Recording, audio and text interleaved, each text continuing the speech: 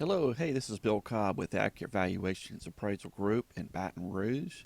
I wanted to bring to you an article this morning that just recently came out about property appraisals, an indispensable tool for real estate settlements, written by Stephen Daniels. And it's a very interesting article about the estate settlement appraisals, and just wanted to read it to you just really briefly. Settling an estate after the death of a loved one is a complicated process, especially if there is any real property involved. Hiring the services of a professional real estate appraiser is an important and highly useful procedure that keeps everyone involved, from the heirs of the estate to tax agencies, agree on property values. When an estate consists of real property or any kind, fair market value must be assessed for a variety of reasons.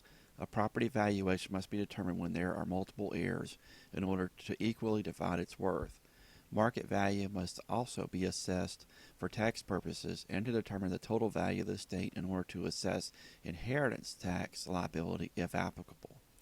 Perhaps one of the most beneficial uses of property appraisal in an estate settlement, however, is that it takes all the emotion out of the assessment process and removes the possibility of speculation on the part of each heir. With official appraisal documents in hand, complete with detailed physical descriptions and comparable local property values, there's little room for conjecture or differing opinion on how much the property is really worth. Everyone is able to move on knowing that they have engaged the services of a certified expert who has fairly and thoroughly considered and set forth the most accurate, fair market value possible.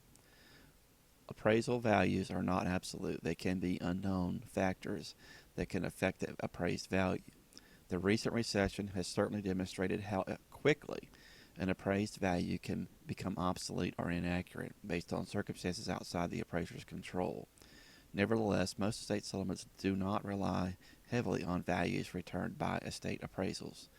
Upon completion of the appraisal, the appraiser provides itemized documentation revealing the process of the value determination of the subject property, being the home appraised, knowing how the market value was calculated.